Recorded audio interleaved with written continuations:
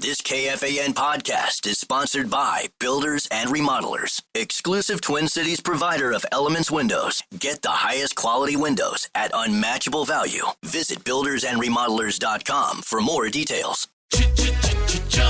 Looking for excitement? Chumba Casino is here. Play anytime, play anywhere. Play on the train, play at the store, play at home, play when you're bored. Play today for your chance to win and get daily bonuses when you log in. So what are you waiting for? Don't delay. Chumba Casino is free to play. Experience social gameplay like never before. Go to Chumba Casino right now to play hundreds of games, including online slots, bingo, Slingo, and more. Live the Chumba life at ChumbaCasino.com. No purchase necessary. VGW Group. Void where prohibited by law. 21 plus. Terms and conditions apply. This is the word is pivotal leader fan radio network. Tweet that. And KFAN.com. 2 minutes, 2 seconds past 3 o'clock Central Daylight Time. Welcome back. It is a midweek edition of the Bumper to Bumper program on a rather murky, rather damp, rather dark Wednesday afternoon here in the Twin Cities of Minneapolis and St. Paul. My name is Dan Barreiro, former Ink Stain Wretch newspaper, the Twin Cities. I host the program. Gaardsy produces the show, and we will be going, I believe, the distance today until 6:30 this very evening. And, of course, the key question is whether this will be for the 2024-25 season and postseason the last time we'll be able to say to you, coming up later tonight, your Minnesota Timberwolves right here on the Fan. That's the question at hand. That might sound pivotal, although we usually reserve pivotal when it comes to NBA playoff series or NHL Stanley Cup playoff series to a Game 5 when it's 2-2. Clearly, it's 3-1. Clearly, Oklahoma City would rather not lose tonight at home. They'd rather wrap it up at home, but they don't have to win tonight. So does that mean pivotal is the wrong word? In terms of the series, maybe. Now, obviously for the Wolves, it's pivotal because if they lose, as we said, it's over. But I used the expression today at the start of the show regarding not so much the team, not so much the Timberwolves franchise, but one player in particular. Is tonight pivotal for Julius Randle when it comes to not just his present, but his future in the great state of Minnesota? It may sound outlandish, given the degree to which, after the first two series, he was trumpeted locally and nationally as one of the stories of the postseason. Julius Randle has found a home. Julius Randle has shattered the notion that he cannot be counted on in the postseason. Julius Randle has shattered the notion that it's just about him, and he does not know how to become an important part of an ensemble. It may sound ludicrous, given all of those accolades that were laid out, and quite frankly, even laid out as recently as Game 3 of this series. This series, the current series. But I'm here to tell you that I believe Julius Randle is on the clock tonight. His future may well depend on what he does tonight, if it's the last game, or even the rest of the series, if the Wolves are able to extend it to come back home to Minnesota for game number 6. And as outlandish as it sounds, as much of an overreaction as it might appear to be, when I talk to people and read things, there are folks I respect who feel exactly that way. We spent a decent amount of time on Game 4 yesterday. To a certain extent, talked about Randle, talked more about Anthony Edwards, got into a number of other issues in more detail. Today, though, it's got to be more about Julius Randle. I think we need to go deeper than we did yesterday, because if you go back and watch the tape, as many people do in this business, as former players sometimes do, when they're curious about what they thought they saw the first time. Talk about players or ex-players.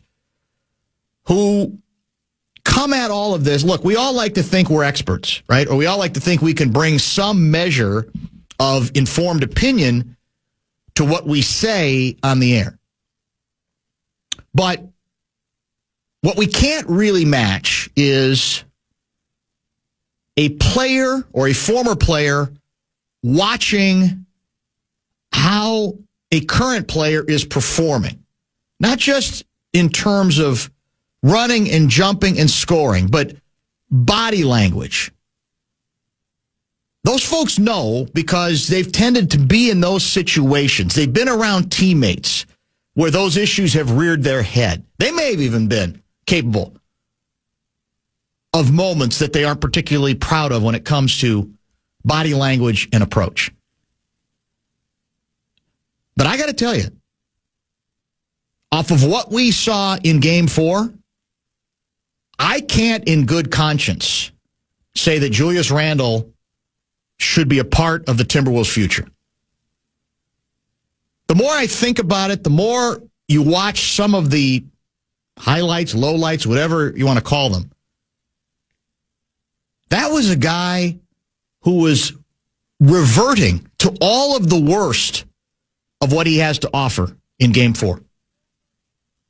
You go back and see plenty of tape where he literally, towards the end of the game, especially, seems to be just trotting up court, stationing himself out on a wing, and then, to use his term, spectating. Having no particular involvement in what's taking place. And this is how it came off to ex-players. He's checked out. He doesn't like how he wasn't used earlier in the game, where he thought he should have gotten the ball and didn't, and he's gone. He's no factor. I'm not sure. Now, I don't know how, again, Tim Connelly's going to feel about it, because ultimately it's going to be his call, and presumably Finchie, who's the biggest Julius Randle fan in the world.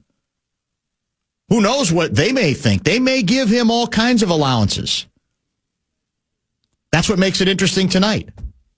What if in Game 5 he leads them to what would now be classified nationally as a stunning victory? Everybody has given up on the Wolves going into this game.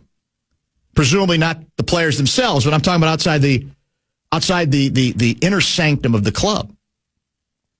Who knows how that might change things? But I mean, you can break this down on the basis of the numbers. 4 games have been played in this series.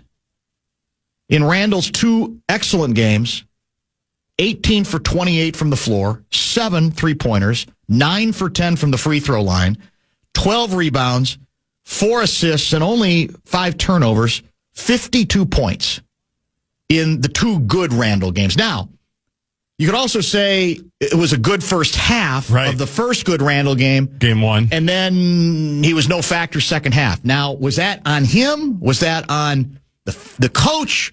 Went basically threw himself under the bus after the game, if you recall, and said, I gotta run some more stuff for Julius. That can be true. That can also be damage control. The 2 bad games, including the horrendous Game 4. 3 for 18 from the floor, 0 for 6 from 3, 9 turnovers, 11 points. Sorry, KFAN. That's obviously not going to work. There's ups and downs, but I am reassessing, in his regard, again, everything. Because you could say, well, wait a minute now. They got to the conference finals. He emerged post-injury and was a significant part of why the team had, I believe, the second best record the rest of the season, regular season record from that point forward. And won the first 2 series in 5 games apiece. I don't disagree with that. But you're going to grade. I mean, I think eventually the expectations here are supposed to get more demanding all the time. That's the next step. That's what you want to do. And you say, well, can you really count? Can you count on a player as talented as he is, and as good as he can be, if he can check out to the degree he checked out of game number 4, I asked the question to you, I asked the question to the audience, but it's concerning. And that's why I say, okay, you got one more shot at it to change that perception again. As much as it's kind of gone back and forth and up and down, you want the last impression to be favorable, right? Even if the Wolves lose. Let's say the Wolves lose by 3 tonight. Mm-hmm. Goes down to the semi-wire. Like game 4 almost. Right. Yeah. And he ends up with, I don't even want to evaluate just on the total of points. He's involved in everything. But let's just say he's got 20 points. 10 boards, 5 assists. He's engaged. He's guarding. That's the other thing that happens with Randle. It happens to every player to a degree. But when it's not going for him, then suddenly, when it comes, we talked about missed defensive assignments for Ant yesterday. That was a problem. But I think it was even worse for Randle. I just don't think he's just like, I'm out. I'm done. And to me, the quote after the game, again, it's like, well, you're spectating. Is that supposed to be your way of saying that they didn't call your number enough? I don't know what he meant by that. But he did play like he was a spectator as opposed to on the court when he's out there, a guy who's supposed to help the team and help the cause. So that's the subplot. Obviously, the plot tonight is you got to win to extend the series. But to me, the subplot is, what does Julius Randle do? What's the last impression? If this is the last game of the postseason for the Wolves, what's the last impression that he leaves? Especially as bad and miserable a performance as it was in 4, and how you can't just do the old, well, you just miss shots. It happens. You're cold some nights, you're hot some nights, it happens. It's more about your deportment. It's about your approach. And, we talk a lot about, well, Anthony's young and it takes, you got to go through these, you got to suffer the slings and arrows. Julius Randle's not young or not young enough anymore for me to say, well, he's 30 years old. Same, exactly, that we're going through the same things with him. So that, I think, is what's worth watching. And it is going to be going forward. We know about his contract, right? He can opt in. He has a player option. He has a player option. 1 more year. He can opt in, and I think it's at $23 million in that range. I think most people thought, on the basis of the way he played, that he might want to see what he can get. Now, I've got a $29 million cash value, $30 million cap hit. All right, I stand corrected. So it's even more money than that. If you think you're going to get 3 or 4 years, you're probably going to do that. How much interest will there be in him? I don't know. I don't really care. I'm more interested in this team and what impact the way he finishes this series will and should have on how the whether the Wolves want to say, saw enough. He figured it out. We want him to be a part of the future, because that was a disturbingly bad. What do you say? I mean, he just checked out. Game 4. Pivotal game 4. After playing great in game 3.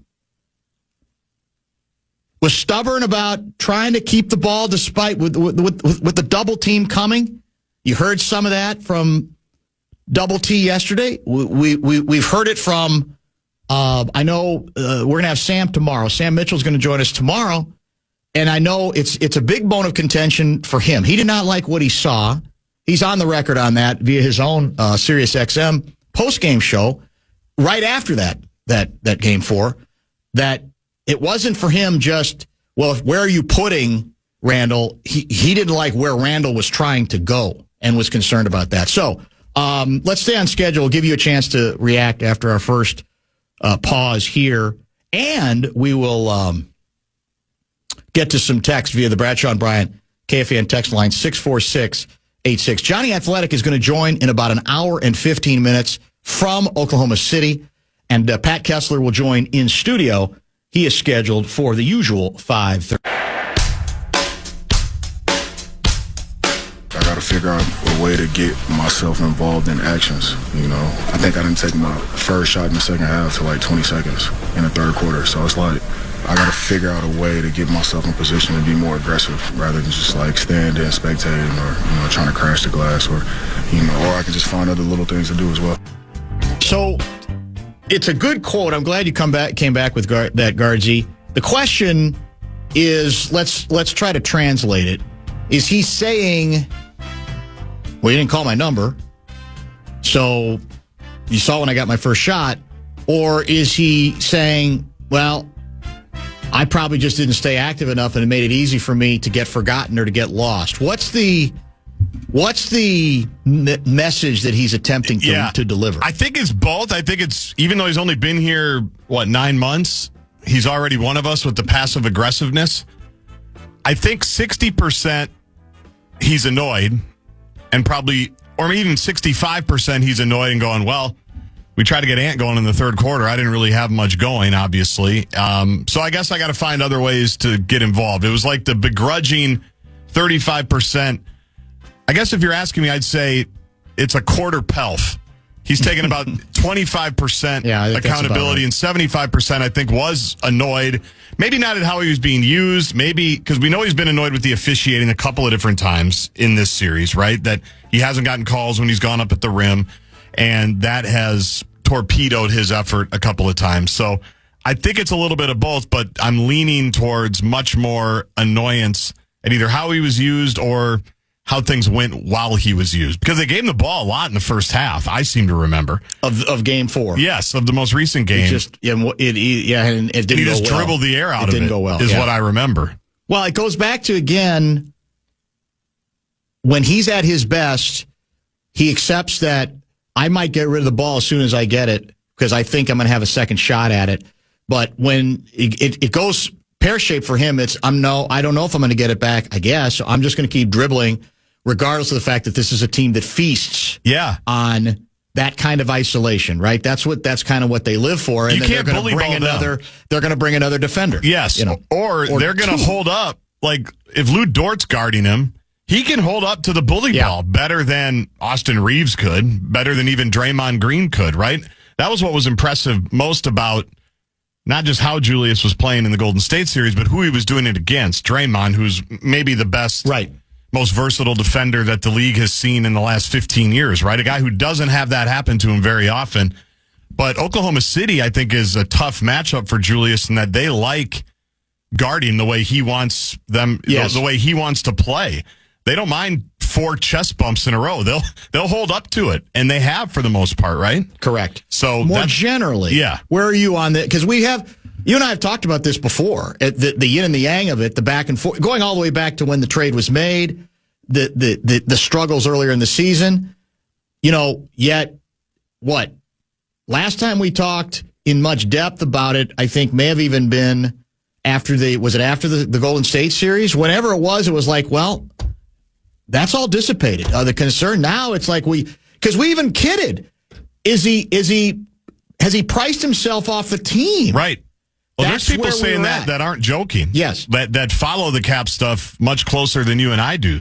That was a legitimate discussion even 10 days ago. So where am I on Julius as a future piece? I still think I don't think it's as pivotal as you do tonight. Because the question I have with that is kind of goes back to the old Towns conversation we had. If you're going to move on from him, then who is your number 2 player? Right. And there's so many questions, I think, about a lot of these guys because obviously Naz has an ability to opt out and get more money, which I'm sure they're planning for and thinking about. There's going to be a lot of people that want to go after Naz, right? And do I feel comfortable making him the number 2 option on this team? I don't know that I do any more than Julius Randle. And you look, is Terrence Shannon or Dillingham going to be eventually the number 2 option 3-4 years from now? I don't know. That's my biggest concern with just saying tonight's kind of a referendum, and if he doesn't play well, they probably have to move on. I'd want to know what the next door is because after Ant, there's not, I don't think, a clear answer on what the pecking order would be if Julius isn't here. I'm not here to say that there is a better answer. I guess what I'm here to say is when you have those kinds of hiccups that, for me, go beyond simply missing shots, I think it's concerning about, well, can you really, when push comes to shove, can you really count on a guy who checked out to the degree that he did? Now, a couple of people have texted us like, well, what about, shouldn't you be more worried about Anthony Edwards?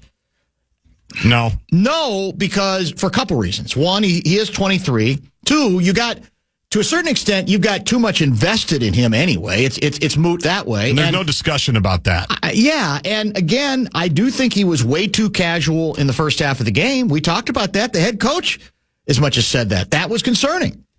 But I think it's apples and oranges. Somebody's brought up Conley. Well, you know what? I don't hear Mike Conley's name come up.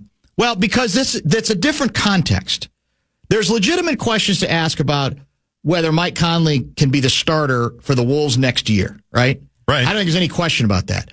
But can we all agree that if he's not, it is not going to be because he's checked out. Right. The one thing that is, and that's the point. It shouldn't be a discussion you have to have about a player as talented as this and who has been, even if he didn't originally maybe feel great about being traded here, has been afforded a terrific opportunity here to be a big part of what this team is up to. That I'm always going to evaluate these things differently. Because one thing is you're getting too old or physically you're overmatched at some point. This is different stuff where you're just standing in the corner of game 4 at home in a playoff game. It's just not a good look. And what you have to decide is, can you live with it? Can you accept that? Or do you feel like, well, to get really where we want to go, man, right. That's a problem, because if you look at the best teams, they tend to not have those issues. Right. They just don't. And that's what's hard. But yeah, there may not, I'm not even here to say I've got the answer. I am here to say, you need to come back with a big ball game tonight. You really do. And you could say, well, should any of these evaluations be on the basis of one game? Probably not. But everything is magnified for a reason in the postseason. And that's part of the way you're going to be judged in the grand scheme of things. They got to the conference finals, and what did you do with it? Like a year ago, there was frustration on Cat from the Dallas series, right? After 2 really good series. But I don't think either of us said, well, he's just checked out, or he ain't there. There's some, again, with him, it was, all right, is he good enough? Are there some flaws that were revealed in his performance and what he could do? This, to me, is in that different classification. And maybe it's unfair to Julius, but it does revert back to what his reputation was in New York. No doubt. And that's why... But that's 7-8 years of past performances. That should count. Yes. I don't think that is unfair, because I do think people were kind of waiting for that or looking for that. Certainly, we were looking for that earlier in the season when we saw those types of stretches. And the reason why it's different than Conley, I mean, it should be obvious, but the investment you're going to be asked to make with Julius Randle next year or years following is pretty substantial. I mean, he's making 20% of the cap right now at $30 million. Conley's making 6.97. Yes. He's making almost $11 million. Which means he could easily be your backup point guard next year. But I mean, Dante's making 11.9, and he's, he's a great contract, people thought, right? But that's why it's tricky, because what's the number that Julius is going to want here to be happy? The term, the years, what's the number they're comfortable giving him, knowing everything that you just laid out about his history and about his play here in this series, and at what expense does it come at when you talk about other guys that you want to keep, which does include Naz Reid. Part of the reason they traded Cat in the first place, I would imagine, was they wanted to make sure they could keep Naz at some point, right? Yes, no question. And so you got to be careful you're not creating a logjam there too. Yeah, it's tricky, and again, it's just odd. You really can't have much greater contrast in performance, right? 2 of the 4 games on the plus side and the negative side, and even as I said, the other good game was more really good first half. One great half, and that was it. And then that was it. And again, I on that one I might be willing to give him more the benefit of the doubt. Well, did they forget about him? Because that's part of what Finchie had to say. I don't know. The Edwards comparison just doesn't work, because, again, I can be frustrated by Edwards taking 2 shots in the first half, but let's face it, as you well know, everything that a defense does is based on the fear teams have of Anthony Edwards. Correct. Even if he is not as good a ball handler as Shea, is not as smooth as Shea, still doesn't do several of the things that Shea can. The term in 2025 is gravity. The gravity with which that he attracts changes everything. So it's not a good analogy, even if in a given game, Randle looks a little bit off or a little bit reserved or a little bit withdrawn. So that's where we're at with it. So most important thing tonight is to win, because obviously your season is over. And I'm not here to say dump them. No chance. I'm saying I think these are fair discussions to have, and we didn't spend as much time on it as I might have liked yesterday because we got into other issues that, as goofy as it sounds, based on the fact that for the first two rounds he was so crucial in what this team was able to do. But again, it's a step up in class. You get to the conference finals, you're playing better teams. It's not just Oklahoma City, you're playing better teams, and so it's the idea of, okay, when we're trying to get to that place, is our alarm bells going off when stuff like that happens? And we all know how much Finchie loves him. That's it. But Finchie sat him again. And that also isn't a really good sign that twice in the conference finals, his biggest fan has said, can't do it. Says a lot. We're going to have to sit him. Let's make this the bottom of the hour pause. As I mentioned, Johnny Athletic will file a live report from Oklahoma City. By the way, well, let's talk about this when we come back. Have we seen any Wolves fans in Oklahoma City? You know, like we tend to in other cities where you see like 9 people, or you saw in the stands. I did, I'm sure, at Target Center. Wasn't a bunch of OKC fans, but you find 12 here and 7 there. Are there any Wolves fans that make it to Oklahoma City? Do we know? And if they are on their way there, will they text us? I'd love to hear from them via the Bradshaw and Brian KFAN text line 64686. Right? Do you know? Have you noticed? The only one I know that has been there is your guy Jordan Dye, the courtside, the new courtside king. He's been there a couple of times. Gotcha. I don't know I think he's coming back for Game 5, but I haven't. We certainly didn't hear him in Games 1 and 2. It may have had something to do with the third quarters in both of those games. Shake your fanny, call your granny, find Lou Nanny. Wolves in 7. Fan.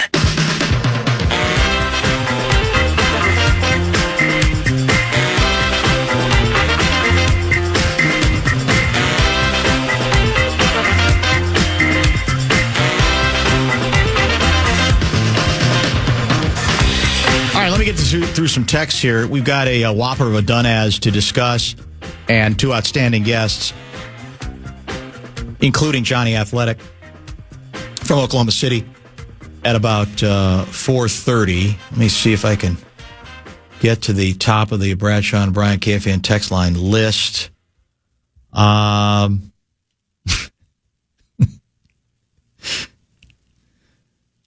This is from Illegal Use of Hands guy. No more Kevins, mouthful Blevins, oh my heavens, Wolves in 7.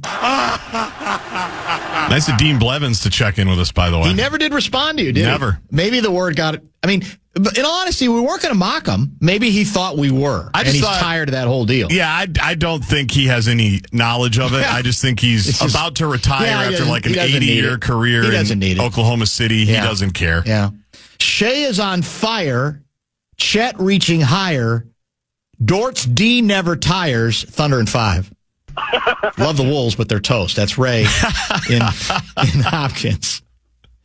Comment above is just to say the Wolves can't win the series without better output from Conley. If he goes 12-7-3 instead of 6-3-3 in points, assists, and rebounds, their chances multiply. That's a fair point he's making. It's just a different classification of concern. As for Randle, I'd punt next year due to cost. And the easy answer would be you're going to make sure then you keep Naz and you start Naz, and then the challenge is, can you find suitable depth? Maybe somebody who's not as good a 6 man as Naz has been at his best, but somebody who might be enough of a facsimile of them. That's the change you make. You move Naz And maybe that opens up more time for Shannon next season. Correct. As a 26-year-old year 2 player at that point, a guy who's clearly ready, I think, to at least see what he could do in a more substantial role. We are aware of the Ticketmaster OKC rules. I still wondered if somehow a few people found some backdoor way, even if they're getting tickets.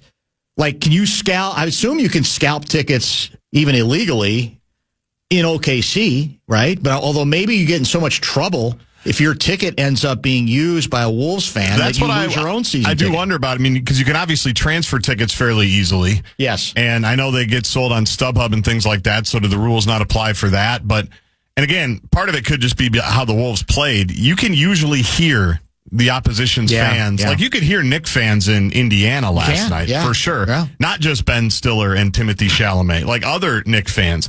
You could hear them. You can't hear them in OKC very often, but I think part of that is because they were frequently up 20 in games 1 and games 2. I'm guessing the Wolves fans weren't too super loud. The ball is to share. Julius don't care. Life ain't fair. Wolves in 7. Why is Finchy giving Julius the ball at the top of the key? He can't dribble against that style of defense from there. Well, I think that's a fair question. You can oversimplify any single game, but I felt like Randle wasn't getting the ball in the same places that he had been in the previous game. But again, how much of that is on the system? How much of that is on even where he's lining up? I tend to think probably the blame is usually shared there. Randle can ask for a contact he wants, but his current play and past history of play will dictate. Contract. We'll ask for a contract that he wants, but his current play and past history of play will dictate what he gets. I have no idea what kind of interest around the league there will be in him. There might be some. I don't know that it would be massive, but there might be some. We can't revert. This is from John in Hastings. We can't revert back to pre-injury Julius where it's your turn. Now, my turn. Don't need a monster game from Julius. He can't get what he did in the first 2 series. Just need him to do everything well and work within the flow of the offense. Absolutely. That's what you're looking for. And you just got to stay engaged. Now, again, if the Wolves lose by 30 tonight, they'll all be disengaged, probably at some point, one would say. But the idea is be a part of what's happening. Don't spectate. At this late date. That's not supposed to be the way it goes. Did I miss something, or did the Wolves not lose by a bucket while turning the ball over a million times? Did they lose by 40? No, they didn't lose by 40. We discussed a lot of that yesterday. The issue is, I think, part of fair evaluation off of any game or any series of games is how players play, how they relate to their teammates, how involved they stay or don't stay when things aren't going their way. It's easy when things are going your way to smile and to say, we're in our house now. It's very easy to do all that. The issue is when it's not going your way, what do you do with that? Because, I mean, to use that texter's logic, you'd say, well, if you get 25% more from Julius Randle, maybe you win that game, right? For sure. Who knows? Yeah. What it is. You could say that about several players. How about the Wolves trying to get Jonathan Kuminga as their number 2? That's the name that's going to come up in every trade rumor because in Golden State, he's largely been buried. Yes. And now showing some skill and some talent in the postseason, including against us. The question is, do they figure out a way to keep him, or are they still so bored with him? Because one would presume if they are bored with him, you would trade him, right? And so his name is going to come up a great deal. Wolves miss Cat in this series. He would be best matchup for Chet. Yeah, probably so. Yeah. But not necessarily any other series. Would we... Kuminga, restricted free agent. Yeah. So it'd have to be a sign and trade. It'd have to be a sign and trade, right. Yeah. So, would we be down 3-1? It's a stupid game. Would we be here? Well, that's the question. Is it? Would we be here at all? Would we be the number 2 seed? Would we be the 1 seed? Yeah, that's true too. It's hard to know. Would this series be we're down 1-3 going to 5, or would it be we actually are at the very least tied 2-2 going back to having to deal with their home court advantage. There's no way to know it. I mean, the Knicks are one game from elimination themselves. Right. That can't be forgotten, right? Because they lost last night to the Pacers. Halliburton was decent. Halliburton. Yeah, he played the old cliche is there's no such thing as a perfect game, so I'm sure he made a couple mistakes. And game before, by the way, I think there is ebb and flow. Star players don't play great every game. So he, to a certain extent, was responding from how disappointed he was in himself from the previous game. Yesterday, he was absurd. Zero turnovers to me is the biggest number. I know he had a triple-double, so it was absurd. Did you think there was too many shots of his dad in the suite or not enough? I actually was in and out of it enough where were there a bunch? Oh, my God. Oh, was it endless? Yes. Oh, okay. It's Brenda Warner territory, going back to the Kurt Warner days. And no one even knew who he was until he tried to kill Giannis.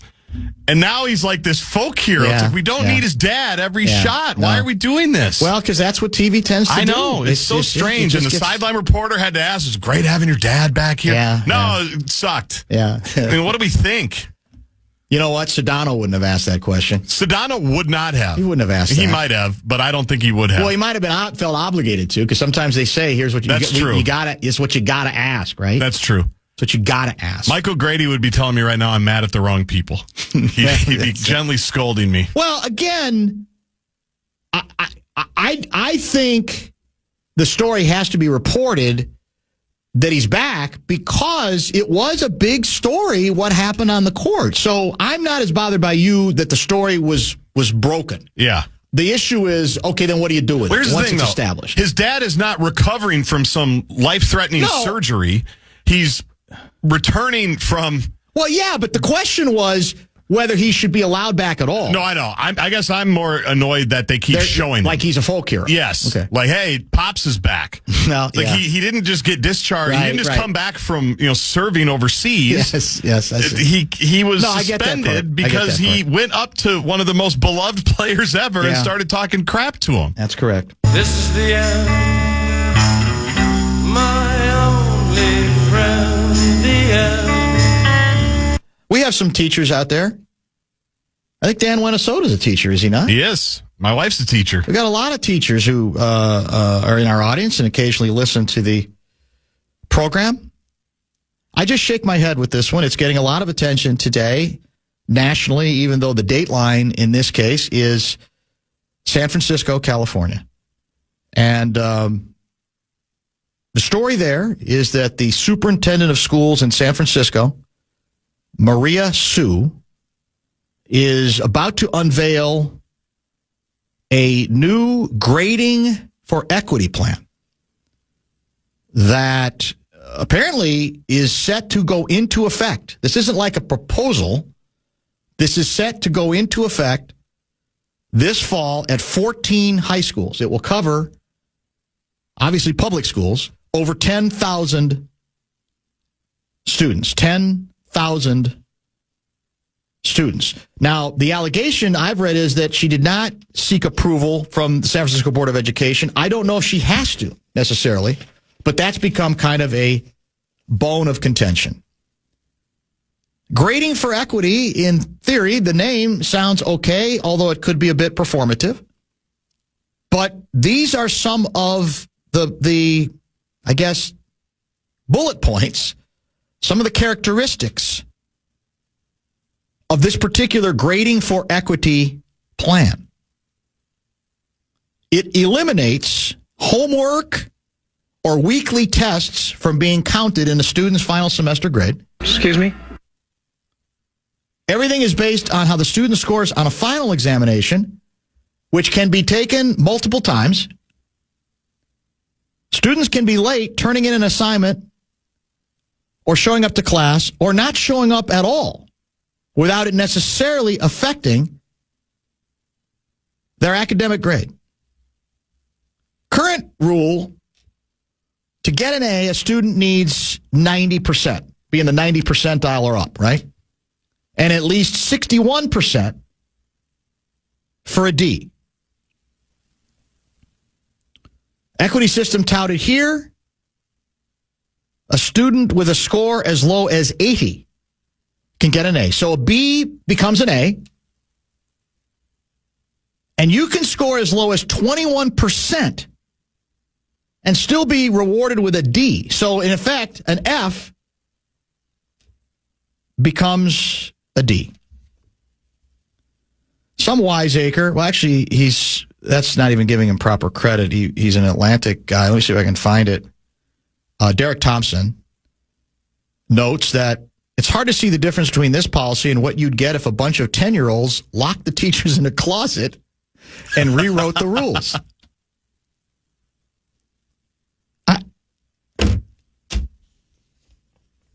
Who wins in this?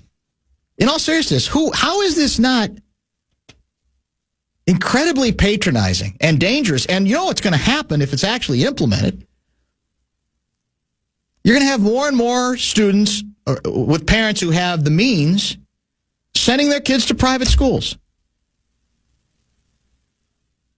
And who does that help in terms of the public school component of this? The students that are left behind, you think they're going to have then better opportunity? No, those schools, chances are going to be further depressed in terms of their assets, in terms of enrollment, in terms of funding available, the whole bit. How do we, I shouldn't ask how we get to this place. We know how we get to this place. But do we have much of this here? Is this a classic case of everything starts, the cliche goes, on the East Coast and the West Coast, and then it kind of starts filtering towards the middle? I know we've talked about great inflation on this show.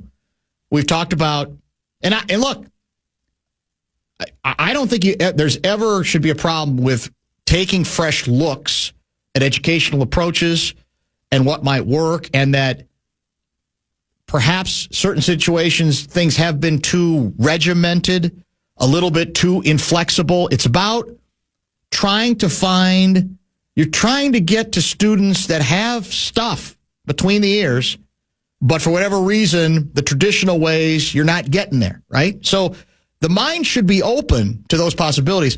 But this is just cynical as hell, because in effect, it's just saying we have so little faith in our system or what students can do that we are teaching that we're just going to lower. We are literally going to strip our school system of any reasonable standards by which to attempt to judge progress that students are making. Does anybody think if the goal is to, as much as possible, prepare kids for life after high school, having, learned certain basics, how does this prepare? You could just say, well, he didn't flunk. Well, he didn't flunk because he averaged 23 percentile and you gave him a D. Does that mean when he leaves high school, he's going to be better prepared for whatever? Doesn't make a lot of sense to me. Breaking news. Superintendent Maria Sue, I think this is today. This story posted about half an hour ago. Okay. I've decided not to pursue this strategy for next year to ensure we have time to meaningfully engage the community. Right now, we need to continue to focus on balancing our budget, stabilizing the district, and rebuilding trust. The headline from the San Francisco Standard, SFUSD pauses grading for equity plan amid backlash. Here's what's sad about this. The way it's been explained based on what I've read, the only reason anybody knows about this is that there was a school board member who spotted it. It was apparently buried in the last page of a PowerPoint presentation that was a part of a school board meeting's 25-page agenda. But apparently only one school board member maybe read the whole thing or bothered to say, well, whoa, what does this mean? So I'd like to, any thought of congratulating the superintendent of schools here for, this is a responsible shawanga I'm doing. We're taking another long, hard look at it. Well, no, it sounds like the only reason she's saying anything is somebody noticed and said, what are we doing here? How are we not failing our children if we decide to continue to go down this road? Does just the idea of putting equity in the headline, is that all it takes for people to say, equity? We checked that box. We took care of equity. It's unfortunate, but I'm not surprised because this is the sort of story that, if properly vetted, and I think in this case it was, is going to get people's attention. And it's a pretty radical departure. Now, I know we've talked to teachers before, say they feel like in general, in many schools, even in Minnesota, that standards have been lowered. And there's various reasons for that as well. And maybe they're just variations of the same theme here. Perhaps not as draconian as this or as dramatic as this, but we have heard it from time to time. And what the balancing act to do is in terms of not wanting to, making sure you're giving every kid the best chance to succeed, et cetera, I don't know. I just know that this rightly was getting a lot of attention where you go, really? This is where you are? This is how you're going to feel better about establishing the importance of equity? I was left almost speechless by it. I'm guessing Dan Minnesota might have been as well. Anything else before we break, top of the hour? I thought you maybe found some other. No, I'm just kind of. No, I'm kind of scanning through some of the comments and some of the thoughts about it, but nothing crazy to add. All right, let's make this the top of the hour pause, and remember, John Athletic will join from Oklahoma City at 4:30. Kessler in studio at 5:30. Okay, have you heard about this? Last year, Degree changed the formula for their Cool Rush deodorant. Their fans rebelled and wanted the old scent back. And Degree listened. That doesn't happen often. They admitted that they effed up and are bringing the original Cool Rush scent back. And it's exactly how you remember it. Cool, crisp, and fresh. There's a reason it's the #1 men's antiperspirant. And it's back in Walmart, Target, and other stores for under $4. So try it and see what the fuss is about. Head to your local stores to try the OG Cool Rush for yourself.